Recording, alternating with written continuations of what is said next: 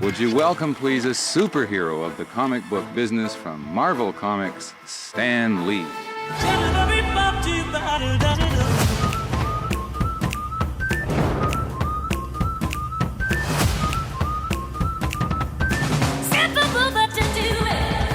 The godfather of Marvel Comics may be gone, but he left behind a legacy of iconic and timeless characters. And although his greatest creations mostly date back to the 1960s, Stan Lee continued creating new original heroes until the very end of his life. And that's exactly what we're covering today. My name is Sami, this is Aim by Frame, and we're going to take a look at Stan Lee's last few superheroes. What inspired you to come up with Indian and Chinese superheroes? Well, there are a lot of people living in China, and there are a lot of people in India, and we don't want to leave anybody out. As most comic book nerds would point out, Stan Lee wasn't the sole creative mind behind Marvel's most notable heroes. Jack Kirby, Steve Ditko, and many other talented artists all played a role in shaping these fantastical characters. So, when Stan Lee continued creating new original heroes later on in his career with new artists, these newer characters may have felt like they were missing certain key elements. Not to mention, even though back in the day Stan Lee's approach to writing felt fresh and original, with him being one of the first to make superheroes flawed and relatable, his approach never truly evolved, making his later creations feel somewhat outdated and reliant on gimmicks. Even projects like the original direct-to-DVD animated films The Condor and Mosaic from 2007, which I have a soft spot for and have made a video about, do carry a slight how do you do fellow kids energy to them. Despite all that, I still find his old school approach to superheroes entertaining. After he passed in 2018, I couldn't help but wonder what happened to his last few original projects he was involved in, which brings us to our first character, the Indian superhero Chakra the Invincible. His name is Chakra, and he's... Chakra.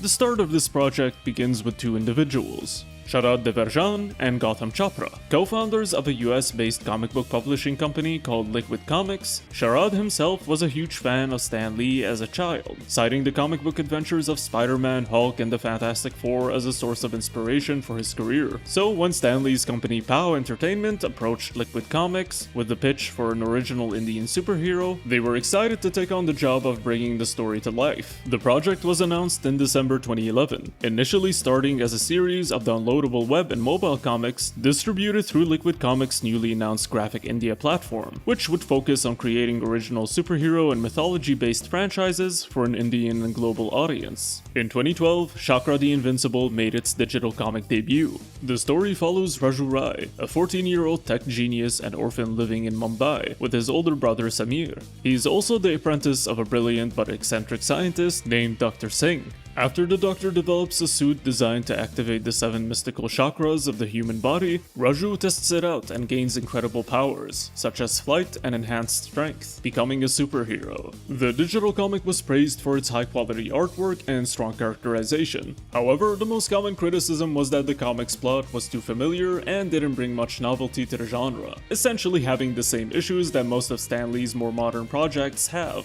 Despite that didn't stop Stan's company from trying to make the most out of this IP. Oh yeah, we milking it.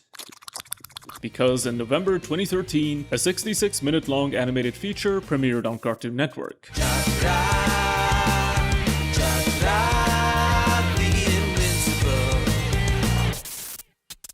The movie itself received mediocre reviews, and I wish I could give a proper critique, but I can't. I'll get to why in a bit. But the overall consensus is that the end product felt cheap and generic, and had little to no direction in terms of pacing, plot, or aesthetic. This was not surprising to me, and was exactly what I expected. But despite all that didn't stop the producers from milking this IP as much as possible. Oh yeah, we still milking it.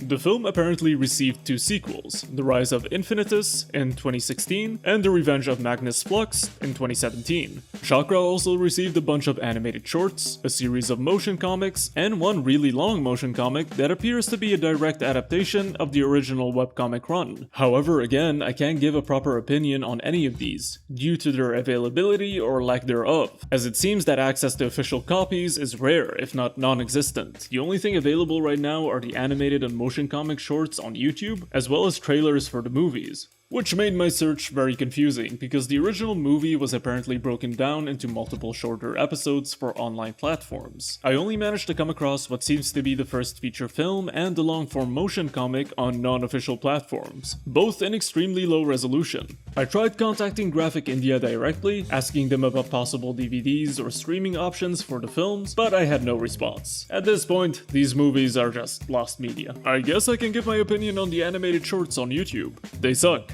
तो ठीक है nibbles, काश तुम्हारे लिए feel the power! I mean, come on, they're cheap, basic, and generic as hell.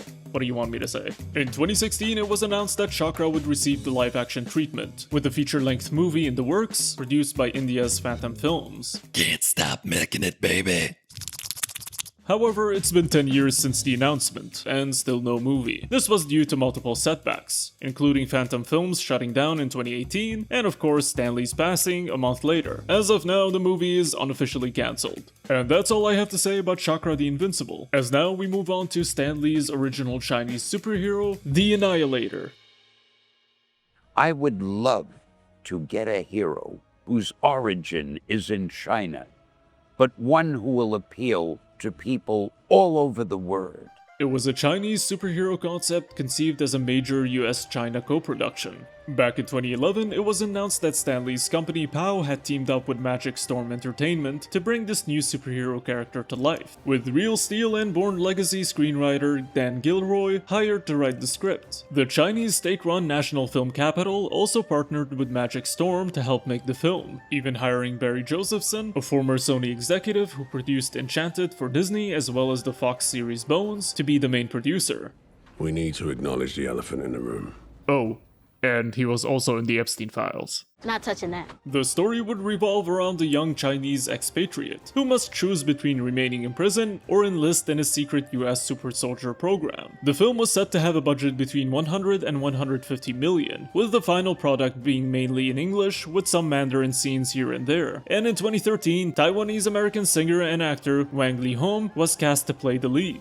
Though an odd choice to have a pop star as the lead in a superhero martial arts action film, Magic Storm CEO Eric Mika said in a statement, "He not only adds value to the character but also appeals to a global audience, and he has great passion for this particular role and film." However, despite the initial momentum the project had, the film ended up stuck in production hell for years to come. This was due to issues like POW Entertainment being acquired by the Hong Kong-based firm Kamsing International Holding in 2017, which led to the reassessment of the company's project slate and likely contributed to the film stalling. This also led to a $1 billion lawsuit against POW Entertainment a year later in 2018, accusing its executives of fraud regarding that very deal. And of course, in that same year, Stan Lee ended up passing, which would have been the final blow to the project. The Annihilator joins a list of unfinished Stan Lee projects based in China, including the superheroine film Realm and the sci-fi action thriller Arc Alien, both of which were announced in 2015, as well as an Indian-Chinese co-production Monkey Master announced in 2016, none of which have seen the light of day. I would have talked more about the movie Realm since it's also about a Stan Lee original superhero, but I found very little information about it. However, there was one other Chinese project announced right before Stan's passing that I can discuss, and that's the superhero comic Jewel. The project originated in 2017, during a trip to Hong Kong where Stan Lee met Chinese pop sensation Gem, a singer-songwriter known as China's Taylor Swift. With the Annihilator movie still trapped in production hell, and the Project Realm being long away from any significant development, Stan's eagerness to create an original Chinese superhero led his encounter with the pop star to become a source of inspiration for a new character. In October of 2018, at Stan Lee's Comic Universe event in Shanghai, China, they announced the superhero Jewel as a new project they're working on. The storyline would have followed Gem's character, a successful recording artist on a world tour, when a mysterious incident involving her grandmother and a charm bracelet grants her superpowers. Disguising herself with a costume and adopting the name Jewel, she battles villains while balancing her daily life as a pop star. But sadly, the project has yet to be made. This makes a total of 3 original Stan Lee Chinese superheroes that only exist in concept form. And that's about it. Those are basically the last few superheroes he had a hand in creating.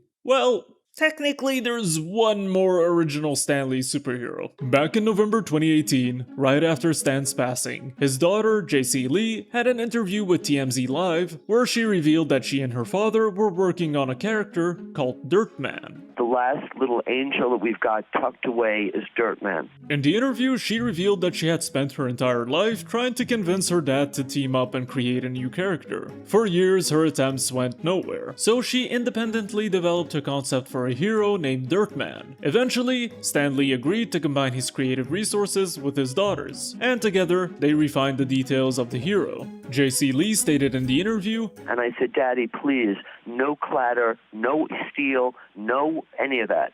Let's get down and dirty. Let's do what's going on and about love. Let's do Dirtman. Down and dirty? I have no idea what she means by that. Yeah, the interview felt weird, as his daughter seems to be pissed whenever someone gives credit to the artists who worked with Lee on creating the most iconic superheroes in the world. She valiantly wants her dad to be referred to as the creator and not co-creator. And forgive me, my father is not a co-creator. Say that from his daughter. My father did not co-create Spider-Man or Hulk or any of them. He created them. I think she's under the belief that people are trying to diminish Stan's work rather than acknowledge the talent and input of everyone he worked with. But putting that aside, when it comes to the Dirtman character, there just isn't really any info on him. No concept art, plot synopsis, or any actual information whatsoever on what this project was even supposed to be. So for now, Dirtman is whatever your own imagination can come up with. Honestly, to me, he sounds more like a Smiling Friends character.